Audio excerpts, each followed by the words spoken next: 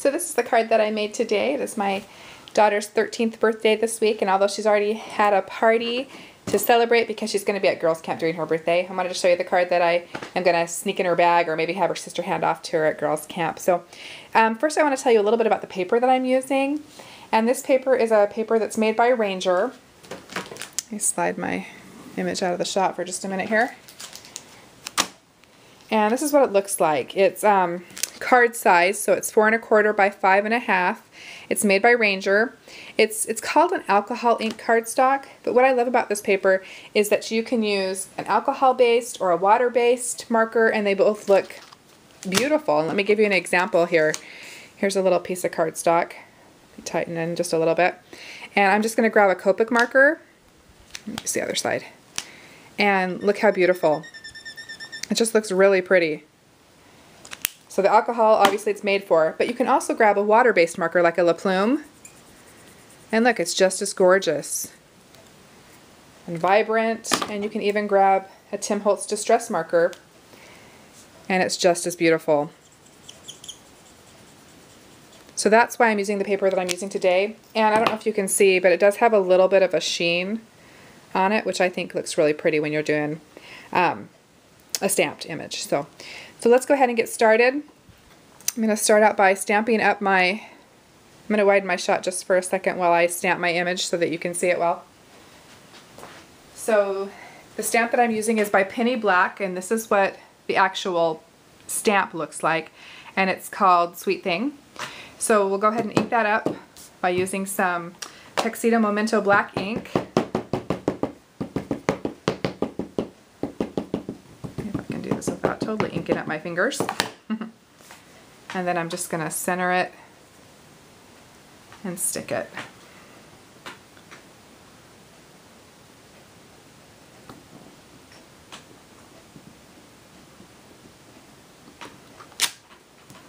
There we go. So there's our image. And I'm going to be using a couple of Copics and a couple of Holtz distress markers. Let's come in a little bit closer. Hopefully I'll stay in the shot. I'm coloring out a little bit of an angle so that you can get the best view. So to do her hair bow and her dress, I'm going to use B24, which is Sky. And here we go.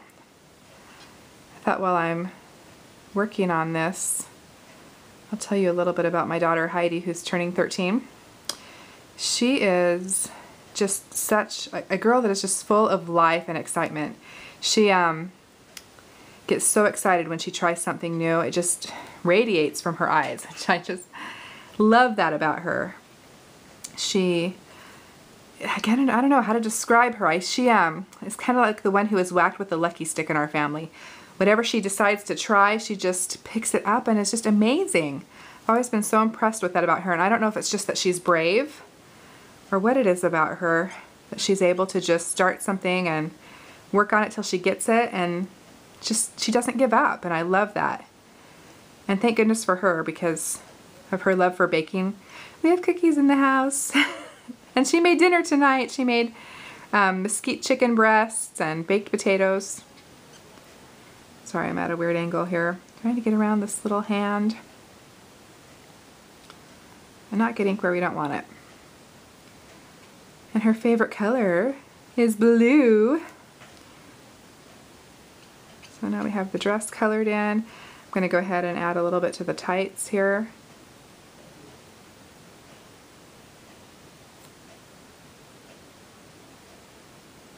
We had a fun little party for her this week. She wanted to make strawberry cupcakes with lemon frosting and then cut little slices of strawberries to put on top of the cupcakes. They turned out so cute. Now to do the hair, I'm going to use a distress marker, and this one's called Mustard Seed.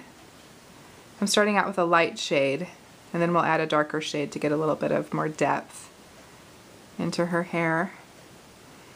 And this is kind of, hopefully will end up looking like Heidi's hair. She has blonde highlights and kind of a strawberry blondish dirty brown hair color. I don't know how to describe it. And she has really, really, really long hair, which I love about my Heidi. She doesn't want to cut her hair. Okay, so there's that part. And while I've got the yellow in my hand, I'm going to go ahead and do the center of my little flower here and a couple of little candy, I guess they're kind of candy buttons.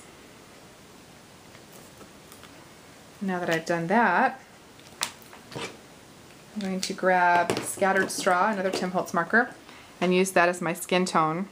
Oh, I forgot to do the highlight in my hair. We'll come back and do that.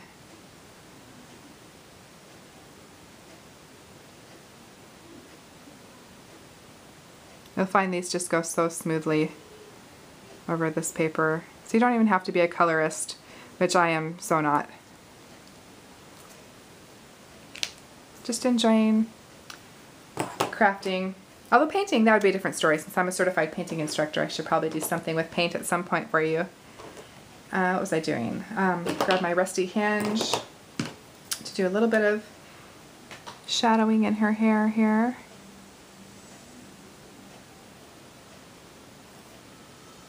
And in her bangs. Don't want to cover up the yellow. Takes away the highlights.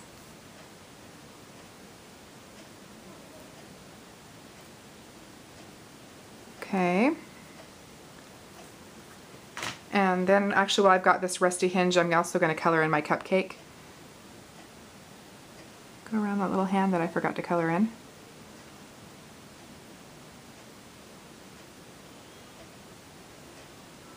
Anyhow, so we made the strawberry flavored cupcakes with lemon frosting, and then of course we had to make straight chocolate because, well, girls and chocolate. It's just a given, right? Chocolate cupcakes with chocolate frosting and a blue and black theme. So much fun. I love to do parties with Heidi because she just loves it. And then I'm going to grab a vintage photo here and do just a little bit of shading underneath just to give some depth. And it's so simple to do. Really not much skill required to color, right? And then after that, I'm going to grab my Spun Sugar Tim Holtz marker. And I think we need some cheeks. So let's throw one in right here. And the other one looks like it's kind of around the flower there. Do that. And we'll color in our cupcake wrapper.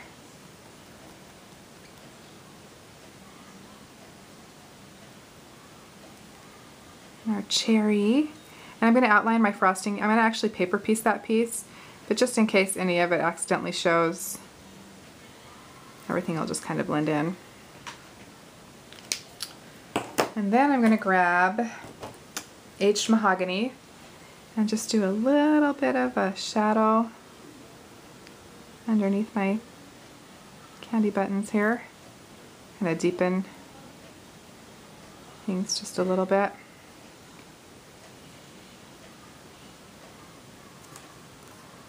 And around my cherry too, I think.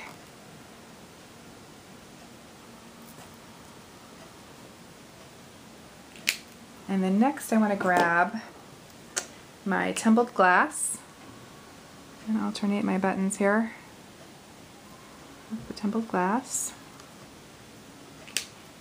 Probably won't be able to see this very good, but I'm going to grab a BG10 Cool Shadow and color in my wings back to the tumbled glass to do a little bit of depth in those wings. There we go. And then to finish it off, I'm going to grab my Cool Shadow again. Don't know how well you're going to be able to see this on camera, but in person it looks really cute when you shade around with Cool Shadow on your image.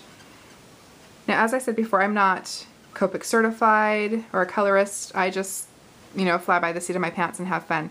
So if you want to take a Copic colorless marker blender and blend things out a little bit more, you certainly can do that. For me, I actually just like seeing the Cool Shadow, which, like I said, you may not be able to see on camera here, but I'm just doing it so you know that I did it. So for the most part, the coloring part is done. Next thing I want to do is paper piece. Sorry, I'm looking for the little piece I cut out. There it is. I just grabbed a sheet from, it's a Die Cuts with a View. I think it's called the Black Currant Stack. Pulled a sheet of this shimmery, shiny paper out. re-stamped my image and cut out just the frosting. And so when you do that, you'll end up with a little piece that looks like this. And I'll just go ahead and paper piece that on. Grab a little bit of glue here. Hopefully it hasn't dried up on me.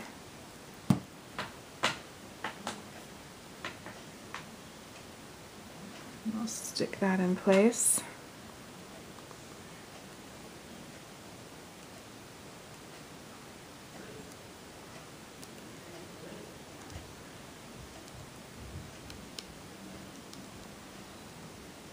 Okay, so once we have that piece on, the next thing I did was use some stickles. I used the Waterfall, which is a blue color, and I'm just going to go ahead and put some of that on my hair bow. I don't know how well you can see this. It's shiny and shimmery. A little bit in the headband.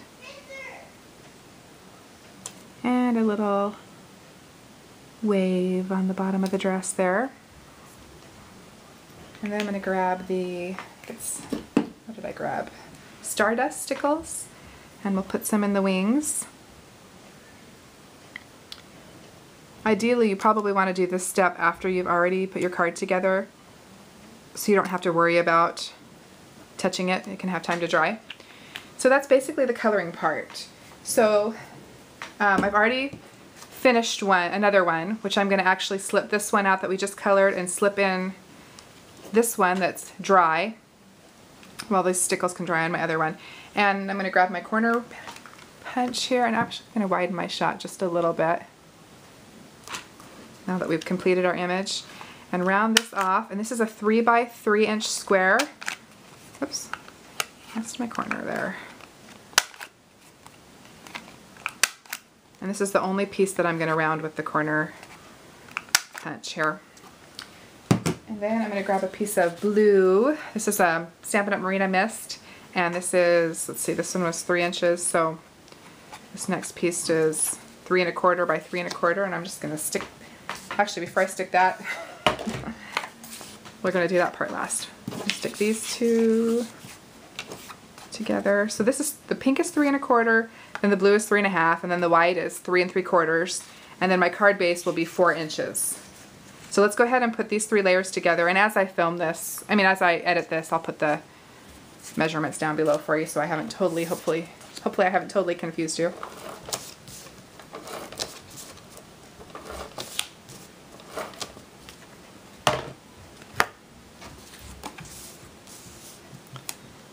So our pink piece on top of our blue piece, just like that. And then we'll put that piece on top of the next square. And this card, the layout is very simple and not too big, which I like. But it could still fit into a regular note card size envelope, or you could certainly make your own envelope. There's a lot of patterns on the Cricut cartridges. Or even if you buy certain scoring boards, they now come with instructions on how to make your own envelope. And we'll do that at some point, I suppose. Okay, so there's my first 3 layers. Let me grab my card base, which again is 4 inches by 8 inches, which will make a 4 by 4 card.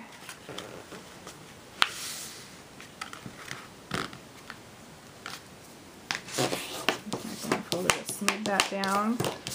We'll go ahead and attach this piece.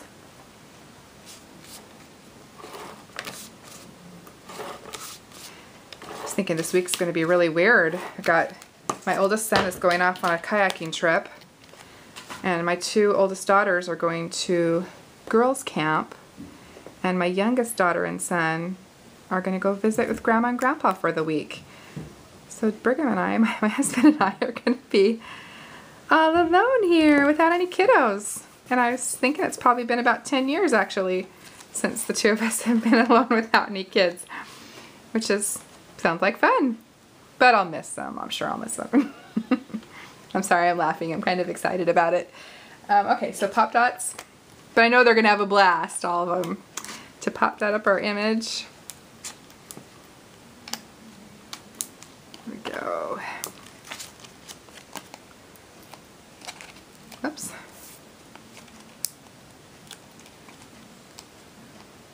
to give this a little bit of a lift.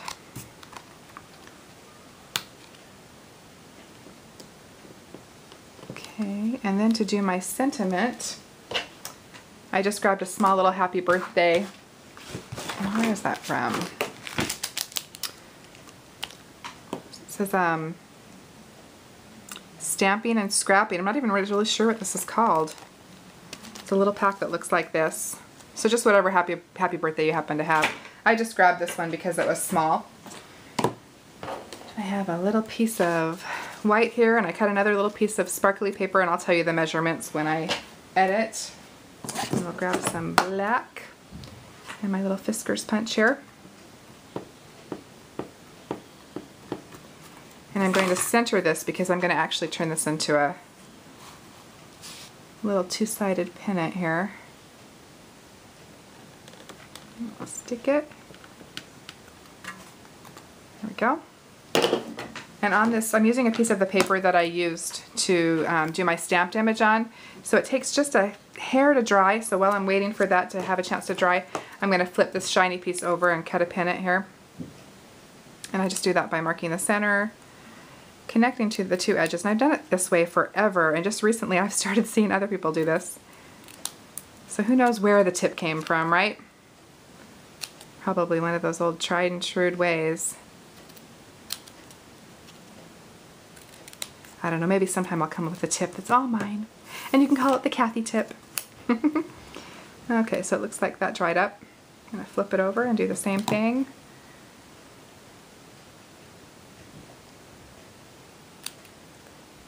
Turn that into a pennant. Briefly while I'm doing that, you'll notice the scissors I'm using. These are Cutter Bees, and they're the pink handled ones. And they're just about the same as the yellow honeybee scissors. The difference with these ones are, well actually now they make a titanium handled scissor that is in the pink and the yellow, but then there's also another pair of Cutter Bee scissors that are yellow that have like a Teflon look. This is titanium. Teflon would be like the Holtz scissors, for example, and those are better for if you need to cut something sticky like stickers or something, which I just use my Holtz scissors for. So having the pink or the yellow titanium scissors are just perfect for fussy cutting. So just a little brief Scissors 101. And let's go ahead and attach our birthday together. I'll just grab some quick dry. Do that. Let's center it.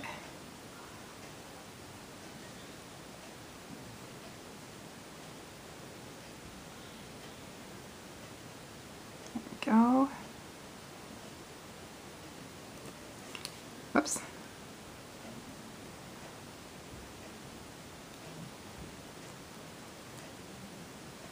And once we've got that together, I just want to stick it on the corner here, just like this. And I'm just going to use some more glue. You could use a pop dot if you want to, but I felt with the image already being popped up, I didn't need any more pop-up. There we go. We'll stick that on the corner. A little bit of pressure. And our card is finished. So let's go ahead and pull forward the one that's all dry so you can get a closer look again. And hopefully you've had fun watching, and we'll consider doing a little bit of coloring on the Ranger paper and paper piecing, which is so much fun. Anyhow, thanks for watching, and I hope you have a great week. Talk to you soon. Bye.